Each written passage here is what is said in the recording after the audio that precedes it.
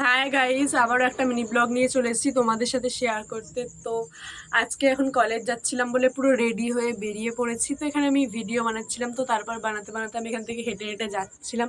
আর এদিক ওদিক দেখছিলাম যে কেউ আমাকে দেখছে কিনা, কারণ আমার খুব লজ্জা লাগে কেউ দেখলে।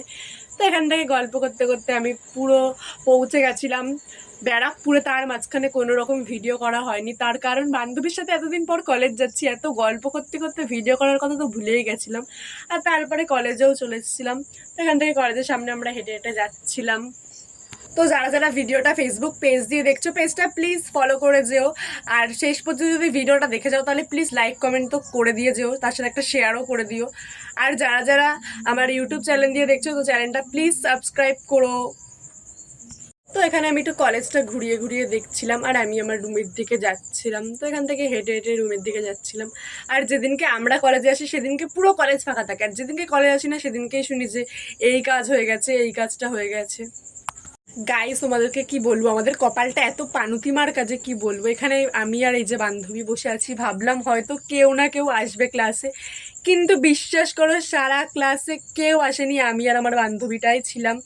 আর যেদিনকে আমরা যাই সেদিনকেই ঠিকঠাকভাবে ক্লাস হয় না, আর যেদিনকে যাই না সেদিনকেই শুনি ক্লাস হয়ে গেছে, এক্সামের সাজেশান দিয়ে দিয়েছে। তো তারপর এখানে কি একটা বলছিলাম জানি না। তো তারপরে একেবারে সোজা চলে গেছিলাম সায়েন্স বিল্ডিংয়ে।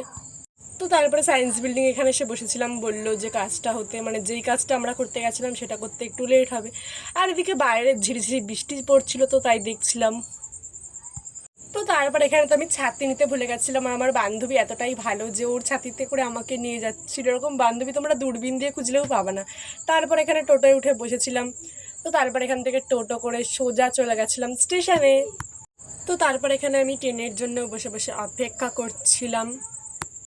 তো এখানে আমার মুখটা হাসি হাসি দেখে তোমরা ভাবছো যে কী হলো। আমরা প্ল্যান করছিলাম, মানে ট্রেন ওঠার পর বলছিলাম যে চল শ্যামনগরে নেমে পরোটা খেয়ে যাই। আমার অনেক দিন ধরেই শ্যামনগরের পরোটা খেতে ইচ্ছা করছিল।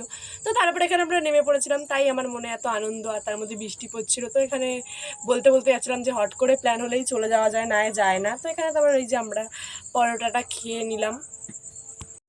তো তারপরে এই যে এখানে বসে বসে যাচ্ছিলাম বাড়ির দিকে। তো আজকের মতো ভিডিওটা এই পর্যন্তই। ভিডিও ভালো লাগলে লাইক কমেন্ট শেয়ার করে দিও। আর তারপরে অনেক রাত্রের দিকে আমার একটা পার্সেল চলে এসেছিলো, তো তোমাদের সাথে এটাও দেখিয়ে দিলাম। তো চলো, টাটা, বাই।